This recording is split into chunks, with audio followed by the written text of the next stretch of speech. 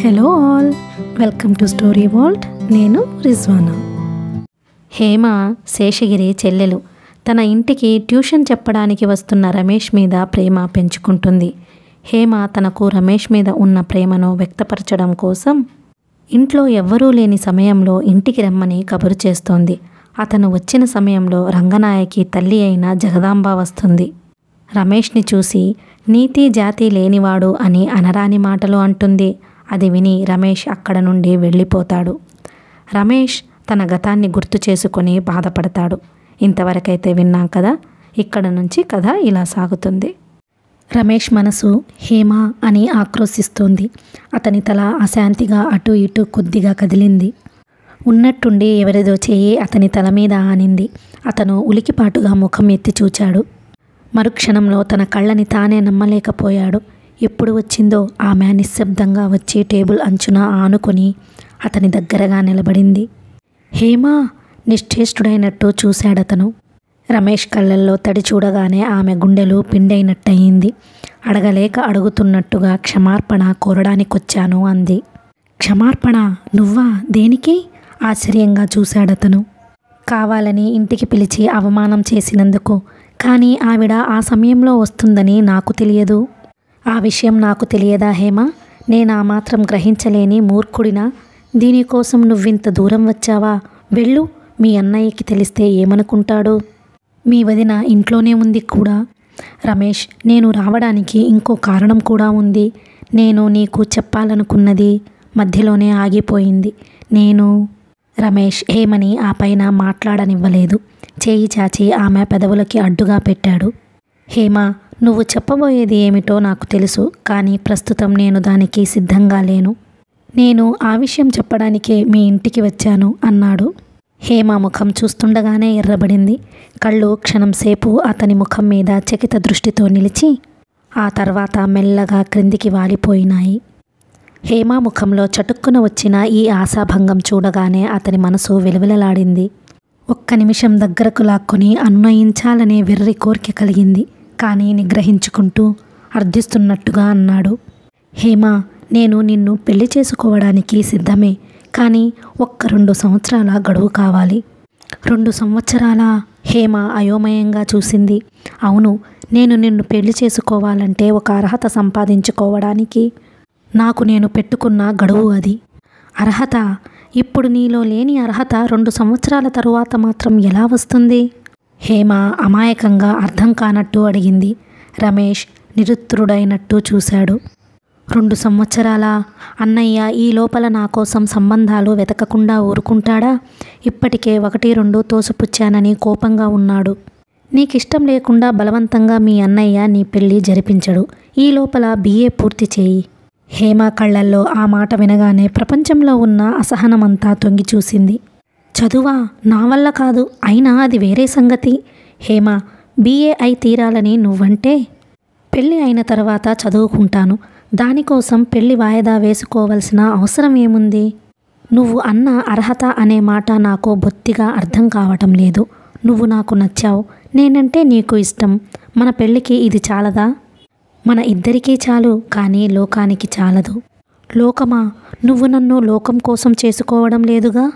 హేమ విప్పారిన నేత్రాలతో అమాయకంగా నిష్కల్మషంగా అడుగుతుంటే వెంటనే సమాధానం చెప్పలేక రమేష్ తికమకపడ్డాడు. హేమ, నీకు కొన్ని సంగతులు బొత్తిగా తెలియవని నాకిప్పుడే తెలుస్తోంది. పెళ్ళి మన కోసమే, కానీ నాలాంటివాడు ఏ పని చేసినా ముందు ఒక అర్హత అంటూ సంపాదించుకోవాలి. నిన్ను పెళ్లి చేసుకునే ముందు నేను లోకానికి ఒక మనిషిగా, ప్రయోజకుడిగా కనిపించాలి. హేమ ముఖం తిప్పుకుంది. నువ్వు అనేదేమిటో నాకు బొత్తిగా అర్థం కావడం లేదు. డబ్బు విషయం నువ్వు మనసులో పెట్టుకుని మాట్లాడుతున్నట్టయితే నేను స్పష్టంగా చెబుతున్నాను. మేము కూడా పెద్ద స్థితిగల వాళ్ళమేమీ కాదు. అసలు మనం అనుకునే సుఖశాంతులన్నీ మన మనసుల్లో ఉన్నాయే తప్ప డబ్బులో లేవు. ఈ నమ్మకంతో పెరిగిన వాళ్ళకి ఇబ్బందులంటే భయం ఏమీ ఉండదు. అన్నయ్య ఇప్పటికే నా పెళ్ళి ఆలస్యం అయిందని బాధపడుతున్నాడు.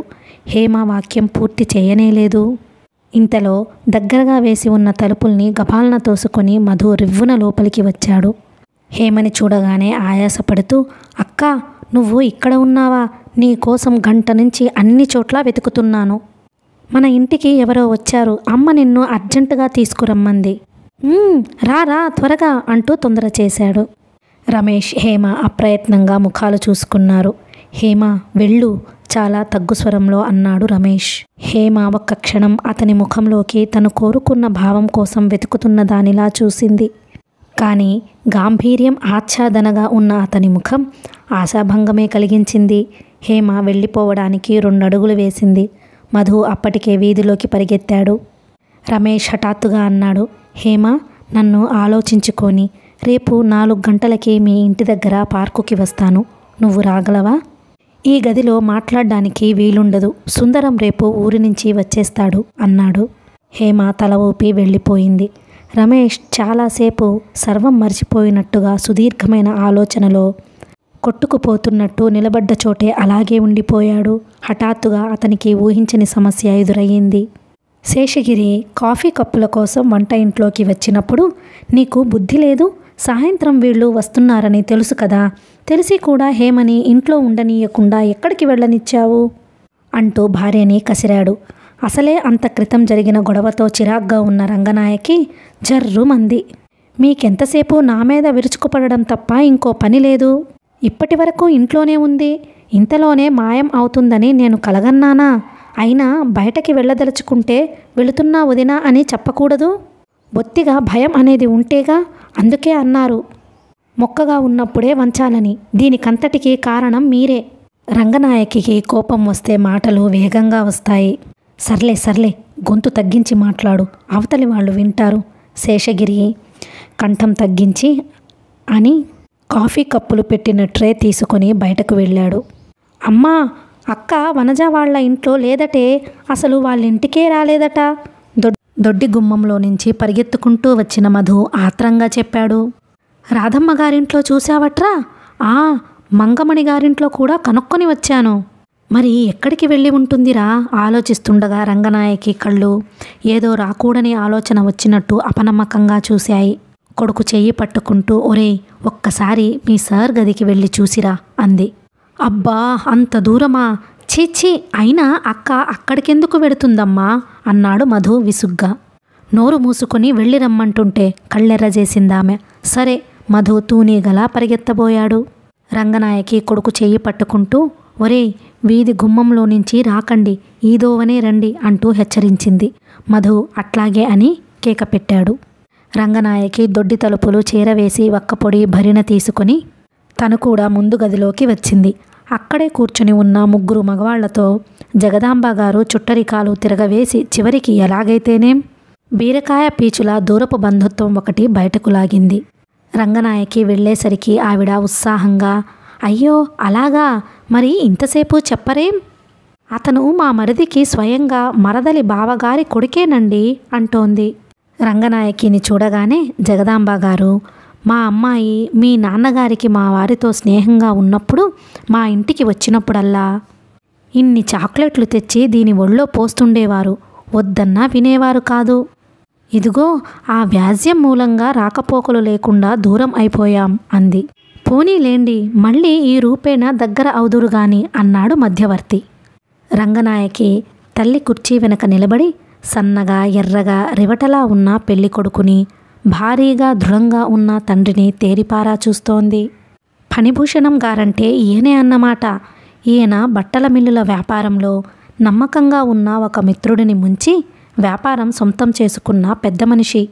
తల్లి తరచుగా ఈయన తెలివితేటల గురించే చెబుతూ ఉండేది. ఆయనకి కొడుకు సుధాకర్కి పోలికలు చాలా ఉన్నాయి. బహుశా ఫణిభూషణం గారు చిన్నప్పుడు ఇలాగే ఉండేవాడేమో. ఆయన కూర్చోవడంలో దర్జా, మాట్లాడడంలో అహంభావం స్పష్టంగా కనిపిస్తున్నాయి. తండ్రి పక్కన కొడుకు ఆకుచాటు పిందెలా ఉన్నాడు. ఫణిభూషణం రావు గారు ఉన్నప్పుడు చూపరుల దృష్టి ఆయన మీద నుంచి మరో వ్యక్తి మీదకు చప్పున మళ్ళవు. పెళ్లి కొడుకు చేతిలో ఉన్న ఆల్బమ్ తిరగేస్తూ ఫోటోలన్నీ ఒక్కొక్కటిగా పరీక్షగా చూస్తున్నాడు. రంగనాయకి పక్కవాటుగా ఉన్న అతని ముఖాన్ని పరీక్షగా చూసింది. చెంపలు లేతగా నాజూకుగా ఉన్నాయి. మంచి రంగు, ముఖం నీవళంగా, కష్టాల సెగలు, అశాంతుల నీడలు వాటి తాకిడి ఎరగనట్టుగా ఉంది. ఒక్క మాటలో చెప్పాలంటే ఆడపిల్ల అయి ఉంటే అతి సుందరంగా ఉండేవాడు. మగవాళ్లలో ఇంతటి అందాన్ని రంగనాయకి ఎప్పుడూ చూడలేదు. రంగా, ఒక్కపొడి ఇవ్వు అన్నాడు శేషగిరి. అమ్మాయి ఇంకా రాలేదా? ఫణిభూషణ్ రావు రంగనాయకి ఇచ్చిన ఒక్కపొడి అందుకుంటూ అడిగారు. భరిణలోంచి ఆయనల మునివ్రేళ్లతో ఆ పలుకులు తీసుకుంటుంటే చేతి వేలికి ఉన్న ఉంగరాన్ని ప్రదర్శిస్తున్నట్టుగా ఉంది. శేషగిరి భార్య వైపు ఇబ్బందిగా చూశాడు. రంగనాయకి ఎలాంటి తొణుకు బెణుకు లేకుండా, మా హేమ చాలా స్నేహపాత్రురాలు, ఎవరికి ఏ కష్టం వచ్చినా నా భుజం ఉంది అంటుంది. ఇంత క్రితమే ఒక స్నేహితురాలి తల్లికి చాలా సుస్థిగా ఉందని కబురు వస్తే ఇప్పుడే వస్తానని వెళ్ళింది. మా అబ్బాయితో కబురు చేశాను. ఆ ఇల్లు చాలా దూరం, ఇప్పుడే వస్తుంది, ఒక అరగంటలో అంది. అరగంట అని ఆలస్యం అంత చెప్పినందుకు శేషగిరి భార్య వైపు కోపంగా చూశాడు. కానీ రంగనాయకి ఆ చూపులు లక్ష్య పెట్టలేదు. రంగనాయకి ద్వేధీభావంలో పడ్డదానిలా ఆ తండ్రి కొడుకులను పరీక్షగా చూడసాగింది. ఫణిభూషణ్ రావు ఎంత దర్జాగా డాబుసరిగా అహంభావిగా ఉన్నాడో సుధాకర్ అంత నెమ్మదిగా సౌజన్యమూర్తిలా ఉన్నాడు. రంగనాయకికి తండ్రి ఎంత నచ్చలేదో కొడుకు అంత బాగా నచ్చాడు. అదృష్టం బాగుండి ఈ సంబంధం కుదిరితే హేమకి అతను మంచి జోడీ అవుతాడు. ఫణిభూషణ్ రావు గారు చేతి గడియారం చూస్తూ, సరే అమ్మాయిదేముంది, మేం చూసిన అమ్మాయే, మాకు నచ్చిన అమ్మాయే, మనం ఈ లోపల మిగతా విషయాలు మాట్లాడుకుంటే సరి అంటూ మధ్యవర్తి వైపు చూశాడు. చిత్తం, అలాగే అన్నాడతను. కట్నాలు కానుకలు అన్నీ ముందే నిర్మొహమాటంగా మాట్లాడుకోండి, ఆ తర్వాత మాట పొరపాటు వద్దు అంది జగదాంబ గారు. కట్నాలా? ఫణిభూషణ్ రావు గారు బిగ్గరగా నవ్వారు. ఇలా నవ్వే మనిషిని చస్తే నమ్మకూడదు అనుకుంది రంగనాయకి. నేను కట్నం కోరితే మీ ఇంటి ఛాయలకి కూడా రాను. మా వాడికి ఇప్పుడే అసలు పెళ్లి చేయాలని నాకు లేదు. అమెరికా నుంచి తిరిగి వచ్చిన తరువాత చూద్దాం అనుకున్నాను. కానీ మా అమ్మ ఒకటే గొడవ. వాడు తిరిగి వచ్చేసరికి బ్రతుకుతానో చస్తానో అంటూ. ఆయన కొడుకు వంక క్షణంసేపు ఆపేక్షగా చిరునవ్వుతో చూశారు. తీరా సంబంధాలు చూస్తుంటే మా వాడు మీ అమ్మాయి గురించి చెప్పాడు. నా నెత్తిమీద నుంచి పెద్ద భారం దించినట్టయింది. నేనంటూ వెతికితే అసలు ఏ పిల్ల నచ్చేది కాదేమో. వాడు పుట్టి బుద్ధి తెలిసిన తరువాత నోరు తెరిచి నా ఇష్టం ఇది అన్న విషయం ఇదొక్కటే. నాకు కావలసింది వాడికిష్టమైన మీ అమ్మాయి. ఆపై సంగతులన్నీ మీ ఇష్టం, మీ ఓపిక, నాకేం సంబంధం లేదు. ఇంకోటి కూడా ముందే చెబుతున్నాను, వచ్చే నెలాఖరులోపు మా వాడు అమెరికా వెళ్ళిపోతాడు.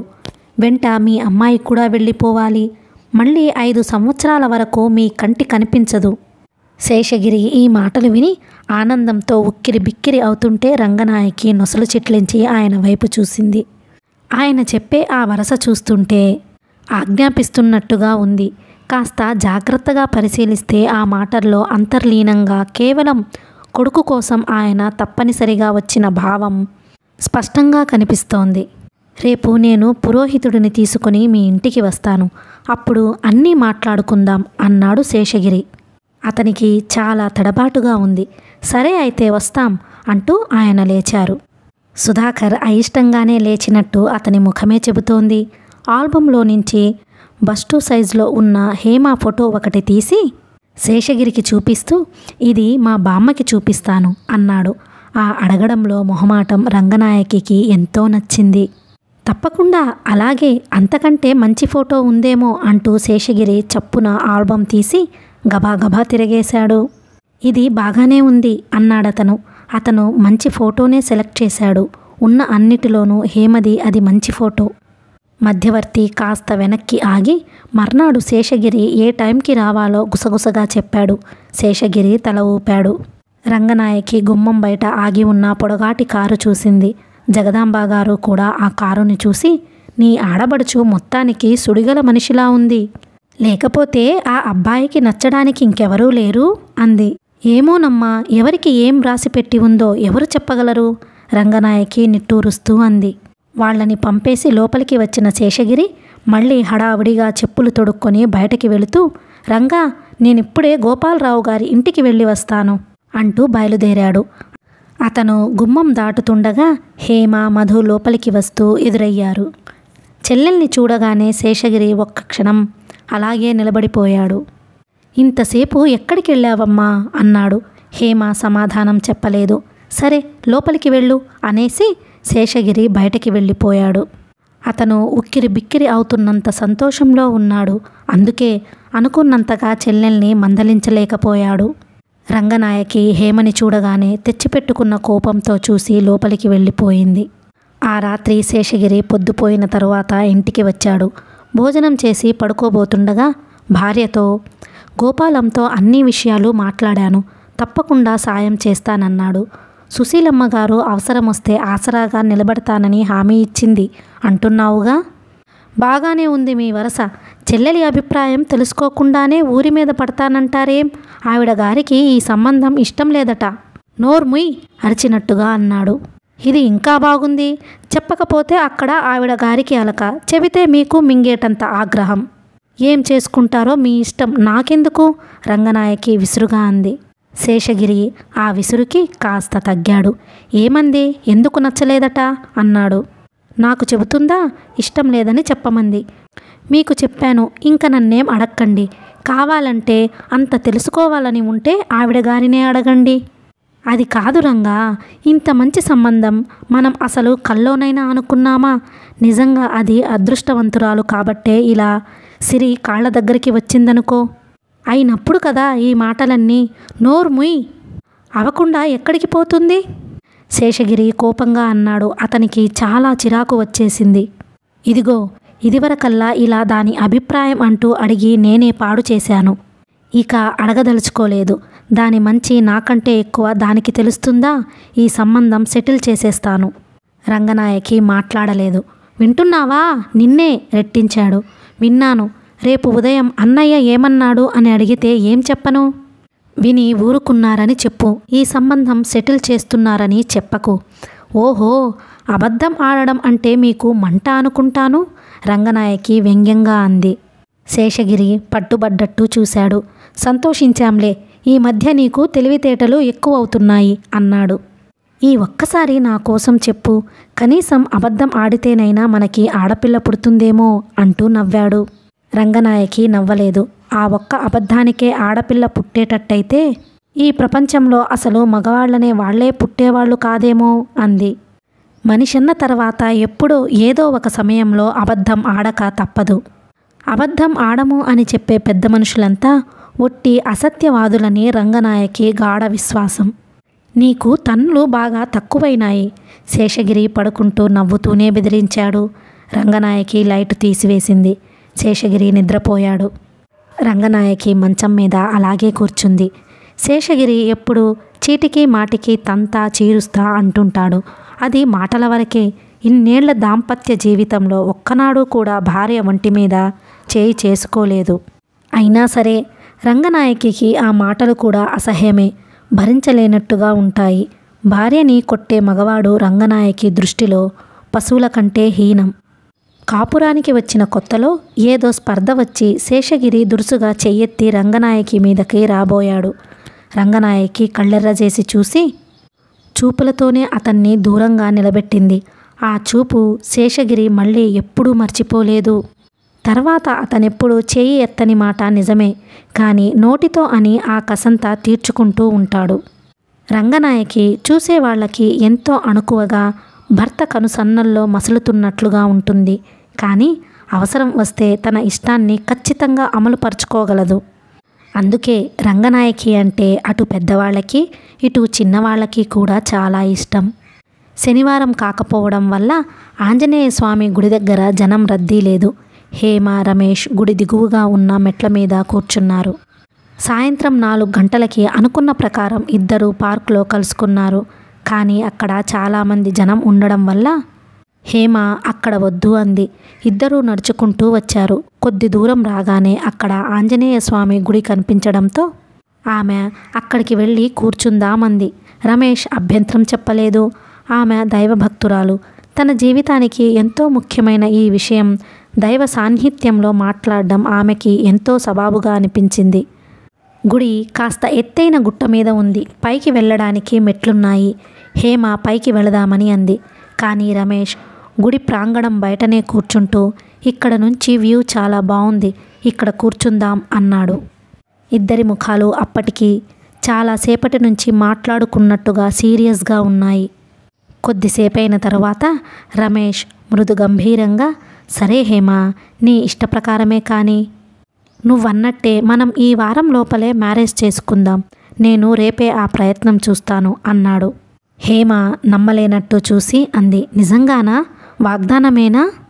నిజంగానే, ముమ్మాటికి వాగ్దానమే. కానీ నువ్వు మళ్ళీ ఒకసారి బాగా ఆలోచించుకో. మీ అన్నయ్యకి తెలియకుండా మనం రహస్యంగా పెళ్లి చేసుకోవడం నాకేమంత బాగాలేదు. నీ ఇష్టాన్ని మీ అన్నయ్య ఎప్పుడూ కాదనడు. చెప్పినందువల్ల వచ్చే నష్టం ఏమిటో నాకేం అర్థం కావటం లేదు. వద్దు వద్దు, నీకు తెలియదు. అన్నయ్య మనసంతా ఆ సంబంధం మీదనే ఉంది. ఒప్పుకోడు. పోనీ మీ వదినికి చెప్పు. ఇలాంటి విషయాల్లో ఇద్దరి మాట ఒకటే. హేమ ఆ రోజు ఉదయం లేవగానే రంగనాయకిని, వదిన, అన్నయ్యకి నా మాట చెప్పావా? ఏమన్నాడు అంటూ ఆదుర్దగా అడిగింది.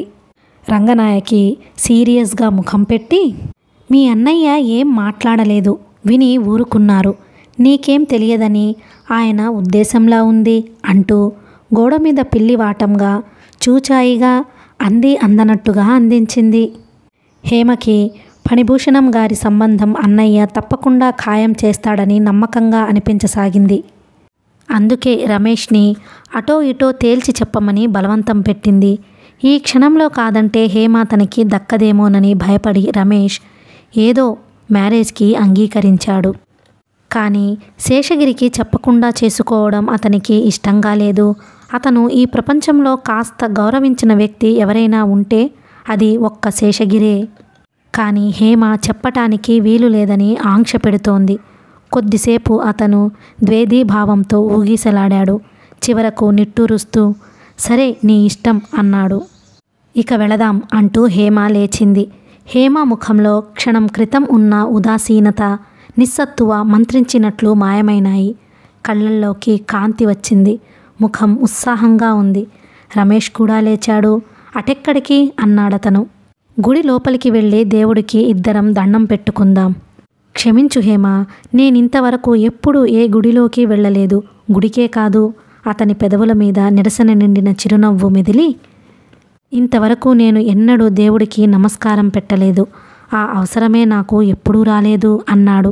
ఈ మాటలు వినగానే క్షణంసేపు హేమ ముఖం మలినమైంది. అవసరమా? ఎవరైనా అవసరం కలిగితే దేవుడికి నమస్కారం పెడతారా? లేకపోతే పెట్టరా? అంది ఆశ్చర్యంగా. అయితే నీకు తెలిసిన ఆ మనుషులెవరు మంచివాళ్ళు కారన్నమాట. హేమ ఒక అడుగు రమేష్ దగ్గరగా వేసి అతని చేయి అంటి అంటనట్టు తాకుతూ, ఇంతవరకు నువ్వు ఎప్పుడూ గుడికి వెళ్ళనే లేదా? ఆశ్చర్యంగా ఉందే. అయితే ఈ మంచి పని ఈరోజే మొదలవ్వాలి. నాతోరా అంది. రమేష్ తిరస్కరించలేకపోయాడు. ఇద్దరు లోపలికి వెళ్ళారు. హేమ గంట కొట్టి కళ్ళు మూసుకొని చేతులు జోడించింది. రమేష్ గంట కొట్టనూ లేదు, చేతులు జోడించనూ లేదు. జేగురు రంగు పూసిన ఆ రాతి విగ్రహాన్ని తదేకంగా అలాగే చూశాడు. హేమ కళ్ళు తెరిచింది. అక్కడున్న బొట్టు తీసుకొని తను పెట్టుకొని రమేష్కు పెట్టింది. నువ్వు నాకు ఇప్పుడు ఇచ్చిన వాగ్దానానికి ఈయనే సాక్షి అంది విగ్రహం చూపించి. మంచి సాక్షినే ఎన్నుకున్నావు. మాటా పలుకు లేని రాయిలాంటి వాడిని, అందులోనూ బ్రహ్మచారిని. రమేష్ నవ్వాడు. అయితే మాత్రమేం, ఆయన దీక్ష అనన్య సామాన్యమైనది అంది హేమ గంభీరంగా. ఇద్దరు దేవాలయం దాటి మెట్లు దిగి క్రిందకు వచ్చారు. రమేష్ హేమను ఇంటి వరకు వచ్చి దింపుతానన్నాడు. హేమ వద్దంది. రమేష్ హేమ పార్కు దగ్గర నిలబడిపోయారు. హేమ ముఖంలో చెప్పరాని ఆనందం వెల్లువిరుస్తోంది. రమేష్ పెళ్లికి ఒప్పుకున్నాడు. అతను అంగీకరించడేమోనని ఆమెకి నిన్నటి నుంచి తగని భయంగా ఉంది. సన్నగా వీస్తున్న సాయంత్రపు చల్లటి గాలికి హేమ జుట్టు చెదిరి ముఖం మీదకి వస్తోంది. దాన్ని మాటిమాటికి విసుగ్గా చెవి ప్రక్కకు నెట్టుతూ, ఇంద్రధనస్సు మీద తేలిపోతున్నట్టు అనుభూతి చెందుతూ, కలలోలా ఎక్కడో చూస్తూ నడిచి వెళుతున్న హేమని ఎదురుగా వస్తున్న ఒక కారులో వ్యక్తి చూడడం, ఆ కారు ముందుకు వెళుతున్నదల్లా వేగం తగ్గి రోడ్డు మధ్య నుంచి పక్కగా తిరిగి హేమకి కొద్ది దూరంలో వెనకగా అతి మెల్లగా రావడం హేమ గమనించనేలేదు. తన ఆలోచనల పూల తెప్పలో తను తేలిపోతున్నట్టుగా నడిచి వెళ్ళిపోతోంది హేమ. కారు డ్రైవ్ చేస్తున్న సుధాకర్కి ఒక నిమిషం కారు వేగంగా డ్రైవ్ చేసి హేమ పక్కకు తీసుకువెళ్ళి ఆపి డోర్ తెరిచి హేమని కారు ఎక్కమని కోరాలని ఎంతగానో అనిపించింది. ఆఫ్టర్ ఆల్ ఆ అమ్మాయి తన కాబోయే భార్య. ఈ మాత్రం అడిగే అధికారం తనకుంది. వెనక నుంచి అలా చూస్తుంటే పొడుగాటి జడతో వయ్యారంగా చెయ్యెత్తి విసుగ్గా ఆ జుట్టు పక్కకి తీసుకోవడం అతని కంటికి ఎంతో అందంగా కనిపించింది. ఉదయం శేషగిరి మధ్యవర్తిని వెంటబెట్టుకుని ఫణిభూషణం రావు గారి ఇంటికి వచ్చాడు. అప్పటికే అక్కడ వేచి చూస్తున్న పురోహితుడు పంచాంగం చూసి ఈరోజు బొత్తిగా బాగాలేదని, శుక్రవారం దివ్యంగా ఉందని, ఆ రోజు తాంబూలాలు పుచ్చుకొని లగ్నం నిశ్చయించుకోమని చెప్పాడు. లేకపోతే ఈ సాయంత్రమే ఈ సమయానికి తను పెట్టిన పట్టుచీర కట్టుకుని వేలికి ప్రధానం ఉంగరం ధరించి ఉండేది. పరధ్యాసగా డ్రైవ్ చేస్తున్న సుధాకర్ ఎదురుగా వస్తున్న ఆటోకి ఢీ కొట్టబోయి ఎలాగో సడన్ బ్రేకుతో కీచుమన్న శబ్దంతో కారు ఆపాడు. అతను మళ్ళీ కార్ స్టార్ట్ చేసేసరికి హేమ పక్కకి తిరిగి తన ఇంటి సందుల్లోకి వెళ్ళిపోయింది. సుధాకర్ పెదవుల మీద చిరునవ్వు లాస్యం చేస్తుండగా కార్ స్లో చేసి వెనక్కి తిప్పుకున్నాడు. ఆ రాత్రి పొద్దుపోయి ఊరు మాటుమణిగి అతి నిశ్శబ్దంగా ఉన్న సమయంలో ఫణిభూషణ్ రావు గారి ఇంట్లో మేడ పైభాగంలో అత్యంత అధునాతనంగా ఉన్న పడక గదిలో పట్టు పరుపు మీద మెత్తటి సిల్కు లాల్చీ పైజామా ధరించి మంచం మీద అడ్డంగా వాలి పడుకొని పుస్తకం చదువుతున్నట్టుగా అందులో హేమ ఫోటో పెట్టుకొని కన్నార్పకుండా తదేకంగా చూస్తున్నాడు సుధాకర్. ఆ ఫోటోని ఎంతసేపు చూసినా అతనికి తనివి తీరడం లేదు. ఆ కళ్ళు ఎంత బాగున్నాయి, ఆ కనుబొమ్మలు పెదవులు తీర్చిదిద్దినట్టుగా ఉన్నాయి.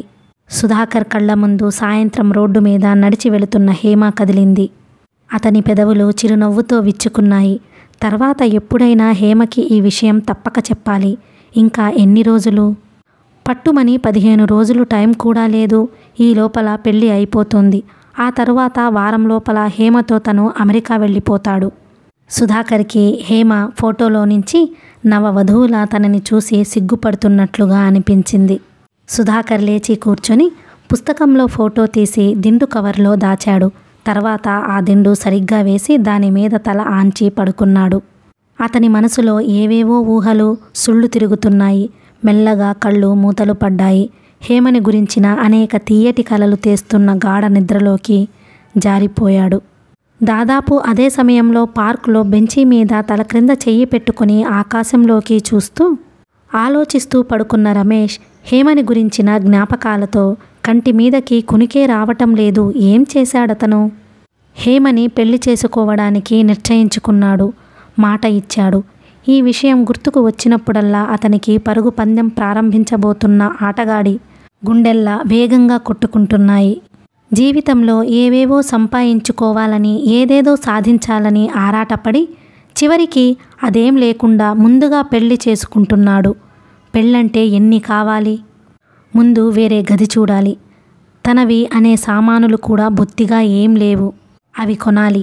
రేపు తను పనిచేసే బట్టల దుకాణంలో ముందు 200 రూపాయలు అప్పు అడిగి తీసుకోవాలి. అతని మనసంతా గజిబిజిగా గందరగోళంగా ఉంది. జీవితంలో కష్టపడడానికి తను ఎంతైనా సిద్ధమే. కానీ 1-2 సంవత్సరాలు ఆగి ఉంటే హేమ ఈ ప్రాథమిక బాధలేవి తను కూడా పడాల్సిన బాధ తప్పేది. అతని గుండెల్ని చీల్చుకుంటూ గాఢంగా నిట్టూర్పు వచ్చింది. హేమ తనకి కావాలి. ఆమెను తను వదులుకోలేడు. అందుకే అతను నిర్భీతిగా భవిష్యత్తులో జూదం ఆడడానికి సిద్ధం అవుతున్నాడు.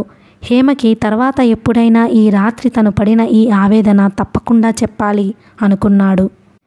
విభిన్న మనస్తత్వాలు భిన్న అదృష్టాలు గల ఈ ఇద్దరి వ్యక్తులతో తన జీవితం చిత్ర విచిత్రంగా ముడిపడి ఉందని ఎరుగని హేమ మధు పక్కన నిశ్చింతగా నిద్రపోతోంది. ఆనాది నుంచి కాలం అనే యంత్రం అవిరామంగా ముద్రిస్తున్న పేజీల్లా ఆ రోజు కూడా మామూలుగానే తెల్లవారింది. మామూలుగానే మధ్యాహ్నమయ్యింది. సూర్యుడు మామూలుగానే ప్రకాశిస్తున్నాడు. గాలి ఎప్పటిలాగానే వీస్తోంది. వీధుల్లో జనం రోజులాగానే కొంపలంటుకుపోతున్నట్లు హడావుడిగా వడివడిగా నడుస్తున్నారు.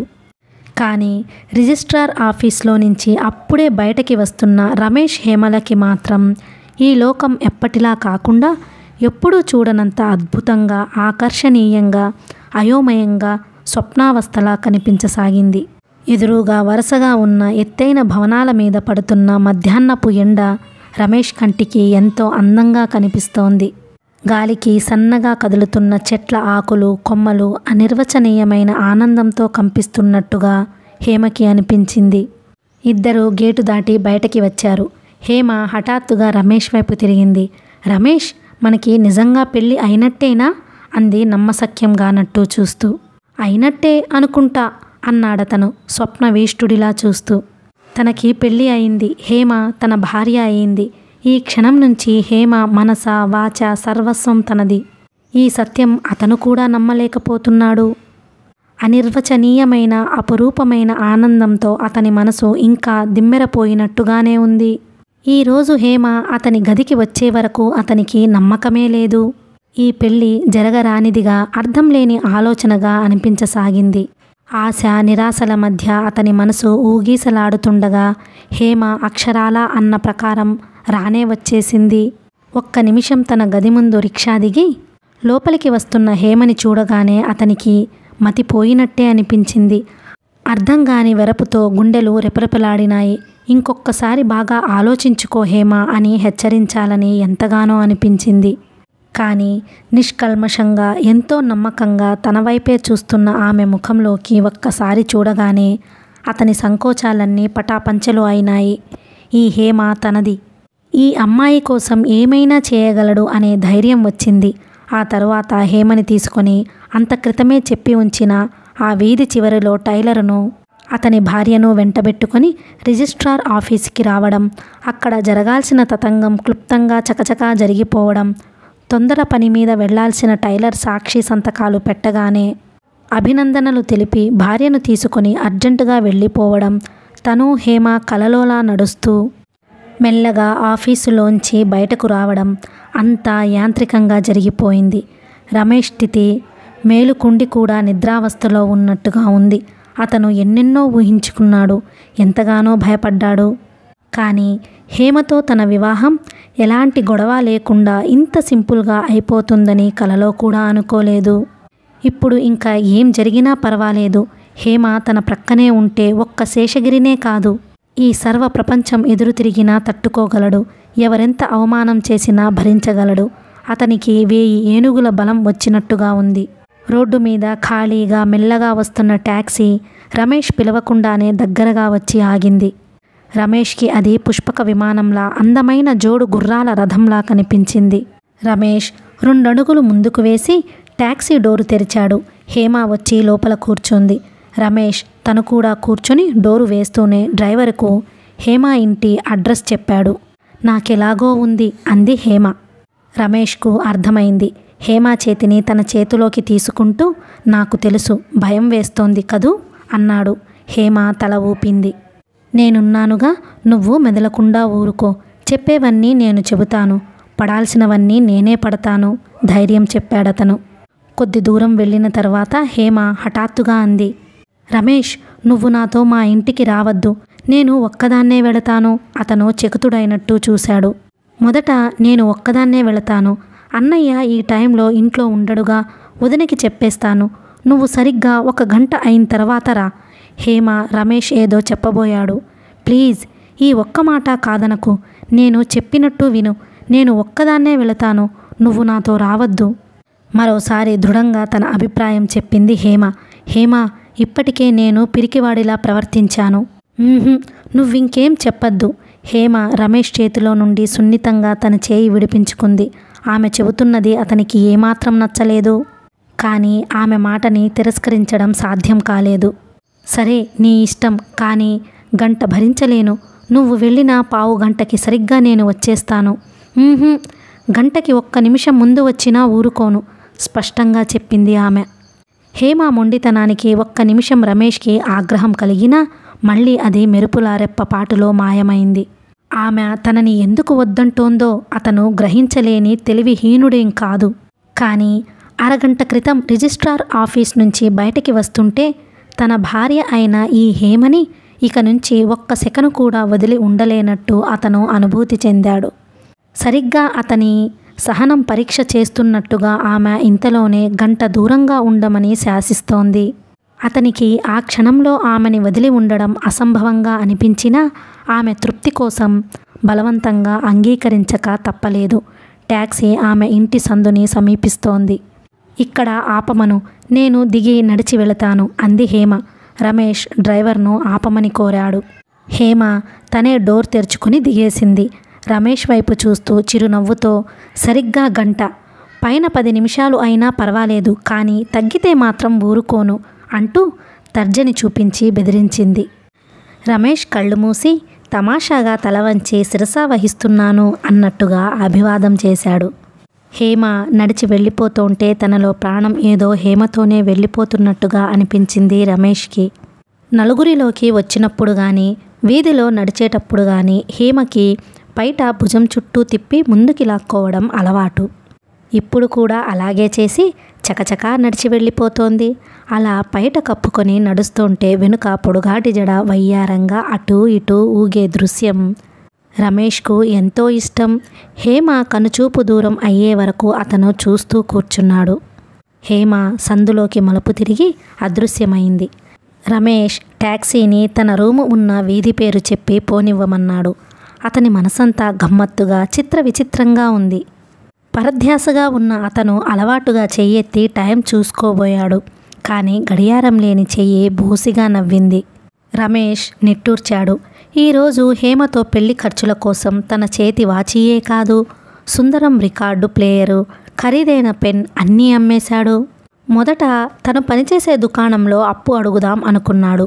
కానీ వారం రోజుల క్రితమే సుందరానికి అత్యవసరంగా కావాలంటే 200 అడిగి తీసుకొని ఇచ్చాడు. మళ్ళీ అడిగితే వాళ్ళు ఇవ్వరని రమేష్కు తెలుసు. సుందరం రాగానే చెప్పాలి. ట్యాక్సీలో వెనక్కి చెరగిలబడి కూర్చున్నాడతను. డ్రైవర్, నీ దగ్గర వాచి ఉందా అని అడిగాడు. ఉంది సార్ అన్నాడు. సరిగ్గా గంట తర్వాత చెప్పు, మనం మళ్ళీ ఈ వీధికి రావాలి. సరే సార్. రమేష్కి అతని నమ్రత నచ్చింది. హేమని తీసుకువచ్చిన తరువాత బక్షిస్ ఇవ్వడానికి నిశ్చయించుకున్నాడు. హేమ ఇంటిని సమీపిస్తుంటే గుండె దడదడలాడసాగింది. వెళ్ళగానే వెనకపాటుగా వెళ్ళి వదిన కళ్ళు మూయాలి. వదిన, నీకు ముఖ్యమైన విషయం చెబుతాను, మూర్ఛపోతావేమో అంటూ ఆట పట్టించాలి. తమాషా చేస్తున్నట్టు అల్లరి చేస్తున్నట్టు నటించి మెల్లగా అసలు విషయం బయటపెట్టాలి. తన వదినది మనసులో మాట దాచుకునే స్వభావం కానే కాదు. ముందు వినగానే ముఖం వాచేలా 4 దులుపుతుంది. తను భయపడకూడదు.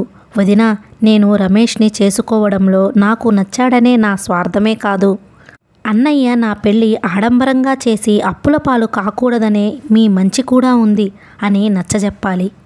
వదినకి అన్నయ్యకి తాత్కాలికంగా ఇప్పుడు కష్టం కలిగితే మాత్రమే, తర్వాత వాళ్లే అర్థం చేసుకుంటారు. తను రమేష్ను చేసుకోవడం అన్ని విధాలా సబబే. అసలే అప్పులతో అంతంత మాత్రంగా ఉన్న అన్నయ్య సంసారం ఈ పెళ్ళి అనే భారంతో మరింత కృంగిపోవడం తనకి మాత్రం ఇష్టం లేదు. ముందు వదినని ఒప్పించగలిగితే తర్వాత అన్నయ్యకి నచ్చజెప్పే భారం ఆవిడదే అవుతుంది. హేమ మెల్లగా ఇంట్లో అడుగుపెట్టింది. ముందు గదిలో ఎవరో వచ్చినట్టు సూచనగా చెప్పులు విడిచి ఉన్నాయి. లోపల గదిలో నుంచి మాటలు వినిపిస్తున్నాయి. హేమ తటపటాయిస్తున్నట్టుగా లోపలికి వెళ్ళింది. పడక గదిలో జగదాంబ గారు, సుశీలమ్మ గారు కూర్చుని ఉన్నారు. హేమ వాళ్ళని చూడగానే నుదురు చిట్లించి వంట ఇంటి వైపు వచ్చింది. అక్కడ పని హడావిడిలో ఉన్న రంగనాయకి హేమని చూడగానే, వచ్చావా మహాతల్లి, నువ్వు ఏమైపోయావా అని హడలి చస్తున్నాను. ఇంకో అరగంట రావడం ఆలస్యం అయి ఉంటే నేనే ఉరేసుకోవాల్సి వచ్చేది.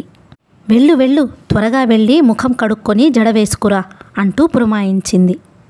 హేమ దృష్టి వంట ఇంట్లో అరుగు మీద పెట్టి ఉన్న స్వీట్స్ ప్యాకెట్స్ మీద, పక్కింటి నుంచి తెచ్చిన గాజు ప్లేట్ల మీద అనుమానంగా తారట్లాడింది. ఇవాళ మన ఇంటికి ఎవరైనా వస్తున్నారా వదినా అంది. అవును, నువ్వు ఇంకా దీపపు సెమ్మెల అట్లా నిలబడకు, త్వరగా వెళ్ళు, వాళ్ళు వచ్చే టైం అయింది. ఎవరు వదినా వాళ్ళు? పెళ్ళివాళ్ళు, సరేనా, వెళ్ళు. ఈ మాట వినగానే హేమ ముఖం రక్తవిహీనమైంది. ఏమిటి, మళ్ళీ పెళ్లి చూపులా నాకు అంది అసహనంగా. కాదు తల్లి కాదు, మన కష్టాలు తీరాయి. పెళ్లి చూపులు కాదు ప్రధానం. ఇవాళ ఫణిభూషణ్ రావు గారు వాళ్ళ అబ్బాయిని వెంట పెట్టుకుని వస్తున్నారు. తాంబూలాలు పుచ్చుకొని లగ్నపత్రిక రాస్తున్నారు. నువ్వు ఇంకా ఇలాగే నిలబడ్డావంటే వాళ్ళు వచ్చేస్తారు. నిన్ను ఇలా చూశారంటే మీ అన్నయ్య నన్ను చంపేస్తారు. కనీసం నీ పెళ్లి చూసేవరకైనా నన్ను బ్రతకనీ మరి. రంగనాయకి నవ్వుతూ వంట ఇంట్లోంచి బయటకి వెళ్ళబోయింది. వదినా, హేమ హడలిపోయిన దానిలా చప్పున రంగనాయకి చెయ్యి పట్టుకుంది. అయ్యో రామా, ఇప్పుడు నాతో వాదం పెట్టుకుంటావా నువ్వు? ఇవాళ అది ఉందని నాకెందుకు చెప్పలేదు వదినా? కన్నీళ్ల పర్యంతం అవుతూ అంది హేమ. రంగనాయకి చర్రుమంది. ఇప్పుడు చెబుతున్నాను, సరేనా? వెళ్ళు. నా ఇష్టం ఏమీ లేదా? నన్ను అడగక్కర్లేదా మీరు? ఆ విషయం మీ అన్నయ్యని అడుగు నువ్వే. కానీ వదినా, నాకు తెలుసునమ్మా, బాగా తెలుసు. నీకు ఆ అబ్బాయి అంటే ఇష్టం లేదు, అదేగా నువ్వు చెప్పేది. రమేష్ తప్ప ఇంకెవరూ నచ్చరని కూడా నాకు తెలుసు. కానీ రమేష్తో నీ పెళ్ళికి మీ అన్నయ్య చస్తే ఒప్పుకోరు. నీ ఇష్టాలతో పని లేదని, ఈ సంబంధం ఖాయం చేస్తున్నానని మీ అన్నయ్య చెప్పమన్నారు. నీకు మీ అన్నయ్య వదినల మీద ఏమాత్రం గౌరవం ఉన్నా ఇక నోరెత్తకు. రంగనాయకి అంటుండగానే ఇంతలో వాకిట్లో కారు ఆగిన చప్పుడు అయింది. అదుగో వాళ్ళు వచ్చేసినట్లున్నారు అంటూ రంగనాయకి హేమ చేతుల్ని వదిలించుకుని బయటకు పరిగెత్తింది. హేమ కొయ్యబొమ్మలా నిలబడిపోయింది. ఒక్క నిమిషం పెరటి దోవగుండా ఎవరికీ తెలియకుండా పారిపోవాలని ఎంతగానో అనిపించింది. కానీ రక్తం గడ్డగట్టినట్టు అవడంతో పాదాలు కదలలేదు. వాళ్ళు ప్రధానం కోసం వస్తున్నారట. తను పెళ్ళి అయిందని చెప్పబోతోంది. ఏనాడు భయం అంటే ఏమిటో ఎరుగని హేమ ఈ క్షణంలో చిగురుటాకులా కంపించపోసాగింది. ఎంత పొరపాటు చేసింది తను! రమేష్ని వెంట తీసుకుని వచ్చినట్లయితే ఎంత బాగుండేది. ముందు గదిలో ఎవరివో అపరిచిత మగ కంఠాలు రండి, దయచేయండి అన్న జగదాంబ స్వరం వినిపిస్తున్నాయి. అమ్మాయిని త్వరగా తీసుకురండి, మంచి ఘడియలు దాటిపోతాయి మళ్ళీ అన్నాడు పురోహితుడు. ఇప్పుడే తీసుకువస్తాను. రంగనాయకి రివ్వున లోపలికి వచ్చింది. ఆవిడ వెనకే జగదాంబ గారు, సుశీలమ్మ గారు కూడా వచ్చారు. రంగనాయకి ఒక్క నిమిషం హేమని నకసిక పర్యంతం పరిశీలించింది. చీర బాగానే ఉందిలే అంటూ నుదుటి మీద పడుతున్న జుట్టుని సరిచేసింది. పడగ్గదిలోకి పరిగెత్తి చేతిలో కాస్త పౌడర్ వేసుకొని తెచ్చి గబగబా హేమ చెంపలకు రాసింది. ఏమిటి ఇంకా ఆలస్యం? త్వరగా తీసుకురా అంటూ శేషగిరి లోపలికి వచ్చాడు. అన్నయ్య అస్పష్టంగా అంటూ హేమ తలెత్తింది. ఏమిటమ్మా అన్నాడు శేషగిరి ఎంతో లాలనగా. అతని కళ్ళల్లో తొణికిసలాడుతున్న గారాభం, ఆనందం, గర్వం హేమని క్షణంసేపు మూగదాన్ని చేసేశాయి. చెప్పాలని తహతహలాడుతున్న మాటలు బంధం వేసి వెనక్కి లాగినట్టు నాలిక చివరే ఆగిపోయినాయి. కుందనపు బొమ్మల దించుకున్న తలతో, తడబడుతున్న అడుగులతో ముందు గదిలోకి వచ్చి తనకి అభిముఖంగా కూర్చున్న హేమని సుధాకర్ అనురాగ దృష్టితో చూశాడు. ఆ పొందికగా కూర్చోవడం, భుజం మీద నుంచి ముందుకు లాక్కున్న పమిట కొంగు అంచు చేతితో మెలిపెట్టడం సుధాకర్కి ఎంతో అందంగా కనిపించింది. బేబీ ఇంట్లో ఈ అమ్మాయిని చూచిన క్షణాలు ఎంత దివ్యమైనవో గాని ఆనాటి నుంచి హేమాముఖం చంద్రబింబంలా అతని హృదయాకాశాన వెన్నెలలను విరజిమ్ముతూనే ఉంది. పురోహితుడు ఏవో మంత్రాలు చదివాడు. అక్కడ ఉన్న పెద్దలంతా హేమ సుధాకర్ల ఇద్దరి నెత్తిన అక్షింతలు వేశారు. ఫణిభూషణం రావు గారి వెంట వచ్చిన ఒక పండు ముత్తైదువు హేమకి బొట్టు పెట్టి గులాబీ రంగు బెనారస్ చీర, పళ్ళు, పువ్వులు హేమ చేతిలో పెట్టింది. ఉంగరం వేలికి తొడగండి సుధాకర్ని పురోహితుడు హెచ్చరించాడు. చీర కట్టుకురమ్మనండి అతను నసిగినట్టుగా అన్నాడు. ఆ మాటలు వినగానే ఫణిభూషణం రావు గారు బిగ్గరగా నవ్వారు. ఆయన నవ్వు అసందర్భంగా, అసహజంగా ఉన్న శేషగిరి మిగతా వాళ్ళు కూడా శృతి కలిపారు. ఉంగరం ధరింపచేసిన తరువాత కూడా చీర కట్టుకోవచ్చు. పురోహితుడు తనని తాను సమర్థించుకున్నాడు. అబ్బాయి చెప్పినట్టు కానియవయ్యా నువ్వు, ఏదైనా ఒకటే కదా అన్నారాయన. ఆయన కళ్ళు హేమని నిశీతంగా పరిశీలిస్తున్నాయి. పిల్ల కనుముక్కు తీరు బాగానే ఉంది, కానీ అపురూపమైన సౌందర్యవతేమీ కాదు. ఆయన మనసు మరొక్కసారి ఆశాభంగంతో ఉసూరుమంది. ఈ ప్రధానం ఎంత వేడుకగా, ఎంత దర్జాగా జరగాల్సింది. ఆయన క్రీగంట కొడుకుని చూశారు. సుధాకర్ సర్వం మర్చిపోయినట్టుగా, ముగ్ధుడైనట్టుగా హేమ వైపు చూస్తున్నాడు. కొడుకు ముఖం ఆనందంతో ఇంత దీప్తివంతంగా ప్రకాశించడం ఆయన ఇంతవరకు ఎప్పుడూ చూడలేదు. సుశీలమ్మ గారు రెక్క పట్టుకొని హేమని లోపలికి తీసుకువచ్చింది. రంగనాయకి ఏదో పని మీద వంట ఇంట్లోకి వెళ్ళింది. ఒకసారి మా వదినని పిలుస్తారా? పళ్ళు బిగువన అడిగింది హేమ. అయ్యో అలాగే అంటూ వెళ్ళిందావిడ. ఏమిటి హేమ అంటూ రంగనాయకి వచ్చింది. హేమ చేతిలో ఉన్న చీరని పక్కనున్న మంచం మీద గిరాటేసింది. 2 అడుగులు ముందుకు వేసి వదినా అంటూ రంగనాయకి మెడ చుట్టూ చేతులు వేసి బావూరుమంది.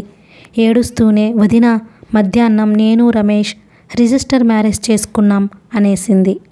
రంగనాయకి తన మెడ చుట్టూ బిగిసి ఉన్న హేమ చేతుల్ని బలవంతంగా లాగేస్తూ ఏమిటి అంది. నిజం వదినా, ఒట్టు, నీ మీద, అన్నయ్య మీద కూడా ఒట్టు. రమేష్తో నా పెళ్ళి అయిపోయింది. ఈ ప్రధానం జరగడానికి వీల్లేదని అన్నయ్యకు చెప్పు. రంగనాయకి నోట మాట రానిదానిలా హేమ వైపు కళ్ళప్పగించి చూడసాగింది. సుశీలమ్మగారు నిర్ఘాంతపోయినట్టు నోటి మీద చెయ్యి వేసుకుంది. ఓ చెంప, టైం అవుతుంటే ఏమిటి మీ ఆలస్యం అంటూ శేషగిరి అక్కడికి వచ్చాడు. ఏడుస్తున్న హేమని చూడగానే కంగారుగా ఏమిటి, ఏమైంది, ఎందుకు ఏడుస్తుంది అన్నాడు. 1 నిమిషం హేమ వైపు భర్త వైపు మార్చి మార్చి అయోమయంగా చూసిన రంగనాయకి వెంటనే తెప్పరిల్లిన దానిలా భర్త చెయ్యి పట్టుకొని మీరిలా రండి అంటూ అక్కడ నుంచి వంట ఇంట్లోకి లాక్కెళ్ళిపోయింది. 5 నిమిషాల తర్వాత శేషగిరి రయ్యిమని గదిలోకి తిరిగి వచ్చాడు. అతని కళ్ళల్లో నిప్పులు రాలుతున్నాయి. హేమా, మీ వదిన చెప్పింది నిజమేనా అన్నాడు. అవును అనాలనుకుంది హేమ, కానీ నోట్లో నుంచి మాట పెగల్లేదు. తల ఊపి ఊరుకుంది. ఎవరికి చెప్పి చేశావి పని? నాకు చెప్పనవసరం లేదా? నేను చచ్చాననుకున్నావా? శేషగిరి కంఠం గర్జించింది. చేయి గాలిలోకి లేచి హేమ చెంప చెళ్ళుమనిపించింది. అతనిలో యుక్తాయుక్త జ్ఞానం నశించింది. హేమ పొడగాటి జడ పట్టుకొని మెడ వెనక్కి వంగదీశాడు. రంగనాయకి చప్పున భర్త చేయి పట్టుకొని బలంగా ఆపింది. మీకేమైనా మతిపోయిందా? ఈ గొడవంతా తర్వాత, ముందు వాళ్ళకి ఏం చెప్పాలో చూడండి అంటూ హెచ్చరించింది. శేషగిరి ఒక్కసారి నీళ్లు కారిపోయాడు. మంచం అంచున కూలబడుతూ నాకు తెలియదు రంగా, ఏం చేస్తావో నువ్వే చెయ్యి. ఆయన ఎవరో కాదు, ఫణిభూషణ్ రావు. మనం కావాలని చేశామంటాడు. మనకి తెలియదని చెప్పినా నమ్మడు. కథ కొనసాగుతుంది.